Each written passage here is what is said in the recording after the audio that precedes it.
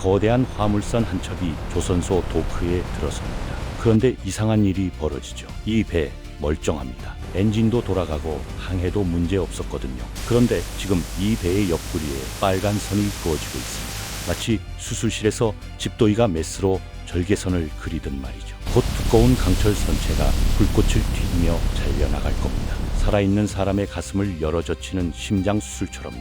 왜일까요? 배가 고장난 것도 아닌데 말입니다. 답은 하나입니다. 이 배의 심장, 바로 엔진을 통째로 갈아 끼우기 위해서죠. 오늘은 바다 위에서 일어나는 가장 극적인 외과 수술, 선박 엔진 교체의 모든 것을 파헤쳐 보겠습니다.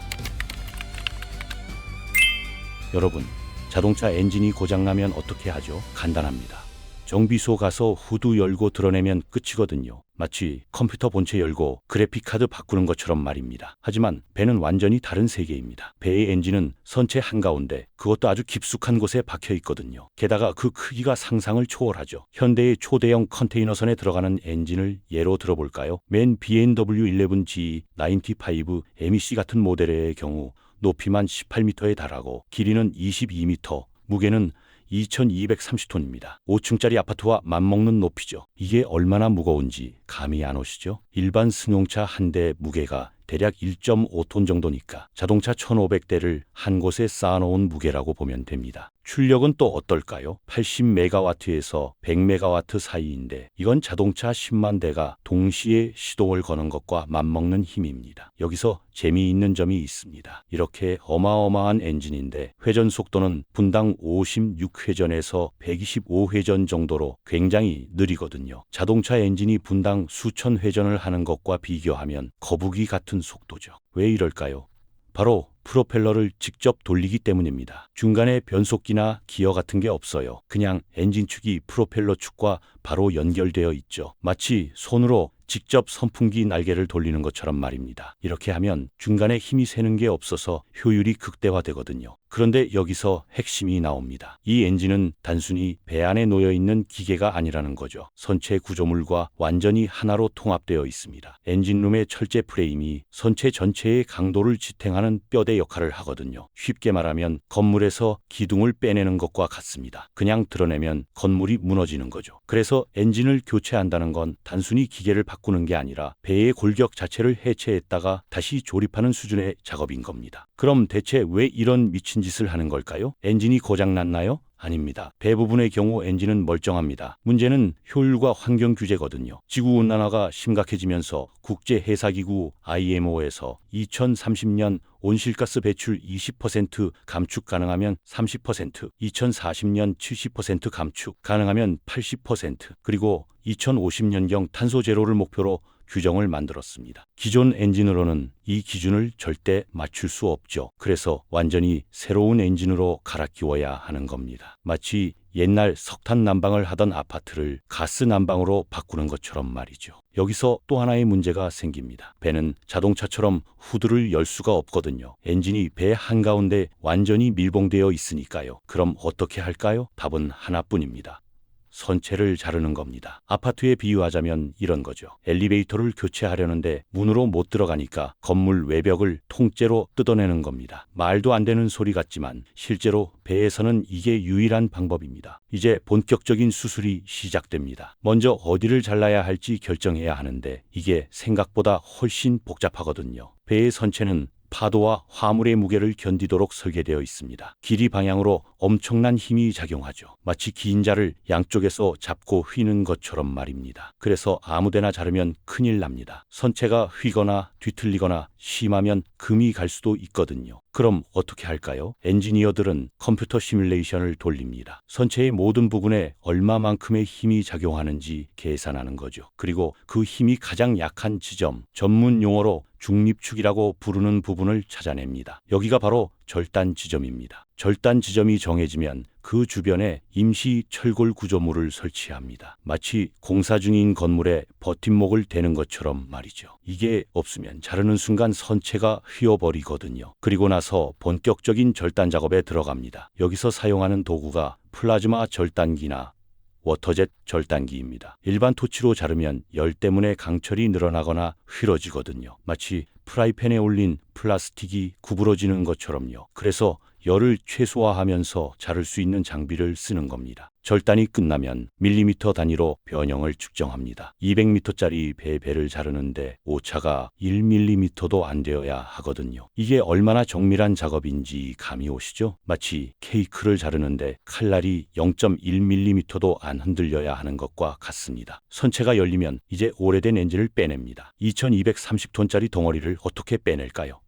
거대한 크레인을 동원하죠. 그리고 새 엔진을 집어넣습니다. 여기까지는 그나마 쉬운 부분입니다. 진짜 어려운 건 지금부터거든요. 잘라낸 선체를 다시 붙여야 하는데 이게 보통 일이 아닙니다. 용접이라는 단어를 들으면 어떤 이미지가 떠오르나요? 불꽃 튀기며 쇠를 붙이는 장면이죠. 맞습니다. 하지만 배의 용접은 차원이 다릅니다. 두께가 20mm에서 50mm에 달하는 강철판을 붙이는 건데 그냥 표면만 붙이면 안 되거든요. 안쪽 깊숙한 부분까지 완전히 녹여서 하나로 만들어야 합니다. 이걸 전문 용어로 완전 용입 용접이라고 부르죠. 마치 두 개의 초콜릿바를 녹여서 하나로 만드는 것처럼 강철을 완전히 넣어서 붙이는 겁니다. 이 작업이 얼마나 까다로운지 아세요? 용접을 한 번만 하는 게 아니라 여러 번에 걸쳐 층층이 쌓아 올립니다. 먼저 안쪽에서 한 층 용접하고 그 위에 또 한 층, 그리고 바깥쪽에서 마무리 용접을 하죠. 각 층마다 온도와 속도를 정밀하게 조절해야 합니다. 너무 빠르면 제대로 안 붙고 너무 느리면 강철이 과도하게 가열되어 약해지거든요. 그리고 용접이 끝날 때마다 천천히 식혀야 합니다. 급격하게 식으면 내부에 응력이 생겨서 나중에 금이 갈 수 있거든요. 마치 뜨거운 유리컵에 찬물을 부으면 깨지는 것처럼 말입니다. 용접이 끝났다고 해서 끝이 아닙니다. 이제 검사를 해야 하거든요. 그것도 아주 철저하게 말이죠. 여기서 사용하는 게 비파괴 검사라는 기술입니다. 쉽게 말하면 부수지 않고 내부를 들여다보는 거죠. 어떻게 할까요? 먼저 엑스레이를 쏩니다. 병원에서 뼈사진 찍는 것처럼요. 용접부에 엑스레이를 통과시키면 내부에 빈 공간이나 금이 있는지 바로 보입니다. 그 다음엔 초음파 검사를 합니다. 초음파를 쏴서 반사되는 패턴을 분석하는 건데 마치 박쥐가 초음파로 주변을 탐지하는 것과 같은 원리죠. 여기서 국제 기준이 얼마나 엄격한지 아세요? 용접부의 강도가 원래 강철판 강도의 100% 이상이어야 합니다. 그냥 붙이는 게 아니라 원래보다 더 튼튼하게 만들어야 한다는 거죠. 그리고 오차 범위는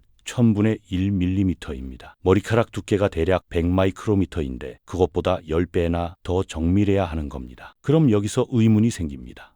이렇게까지 해서 정말 원래대로 돌아갈까요? 잘랐다가 다시 붙인 배가 과연 안전할까요?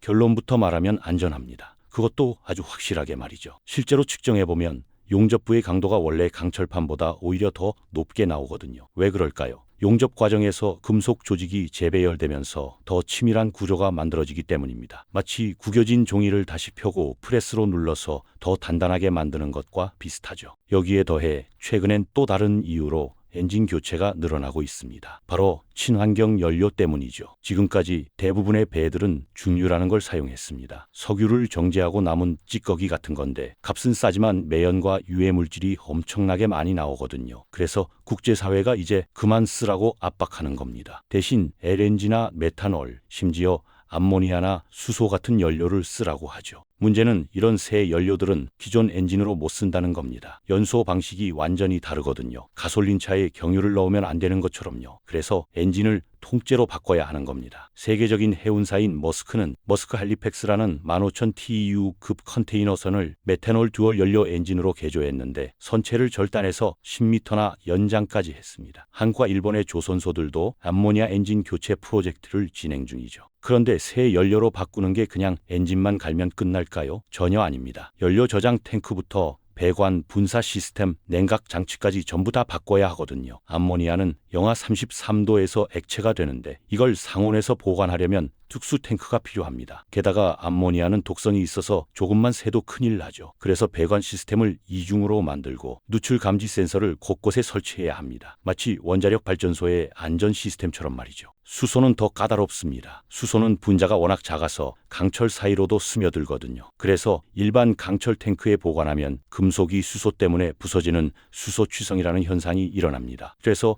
특수 코팅 한 층은 탱크나 복합재 탱크를 써야 하죠. 게다가 수소는 폭발 범위가 엄청 넓습니다. 공기 중에 4%에서 75%만 섞여도 터지거든요. 그래서 환기 시스템과 소화 설비도 완전히 새로 설계해야 합니다. 이 모든 과정을 거쳐서 새 엔진이 장착되고 선체가 다시 봉합되면 마지막 시험이 남습니다. 바로 해상 시운전이죠. 실제로 바다에 나가서 모든 시스템이 제대로 작동하는지 확인하는 겁니다. 엔진 출력, 연료 소비, 배기가스 배출량, 소음과 진동, 모든 걸 측정하죠. 여기서 하나라도 기준을 못 맞추면 다시 도크로 돌아가서 수정해야 합니다. 이 모든 과정이 얼마나 걸릴까요?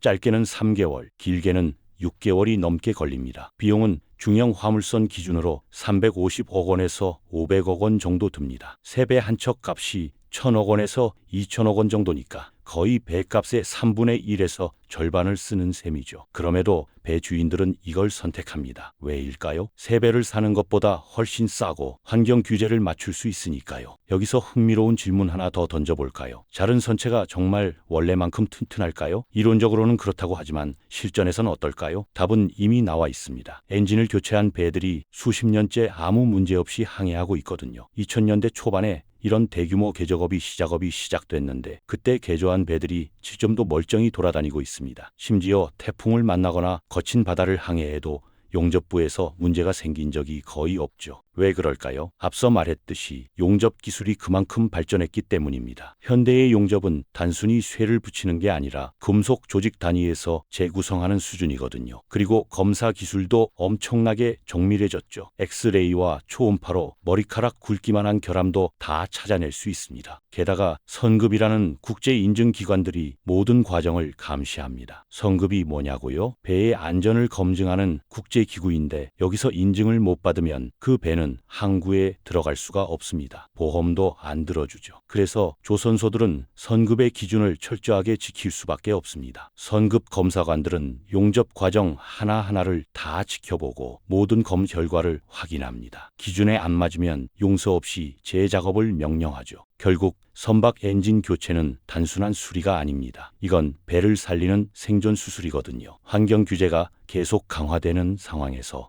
오래된 엔진을 가진 배들은 항구에 들어갈 수조차 없게 될 겁니다. 유럽 항구들은 이미 특정 기준을 못 맞추는 배들에게 입항료를 몇 배로 물리고 있죠. 그래서 배 주인들은 선택의 여지가 없습니다. 엔진을 바꾸든지 아니면 배를 폐선시키든지 둘 중 하나죠. 바다 위의 심장 이식 수술. 이건 단순히 거대한 기계를 교체하는 작업이 아닙니다. 이건 인간의 정밀 기술과 공학적 지혜가 만들어낸 기적이죠. 5층 건물만한 엔진을 드러내고 배를 두 동강 내고 다시 붙여서 원래보다 더 튼튼하게 만드는 이 모든 과정은 현대 조선공학의 정점을 보여줍니다. 그리고 이 기술은 앞으로 더욱 중요해질 겁니다. 친환경 시대가 본격화되면서 수많은 배들이 이런 수술을 받아야 하니까요. 결국 배를 자르고 다시 붙이는 이 극적인 작업은 단순한 개조가 아니라 해운 산업의 미래를 여는 열쇠인 셈입니다.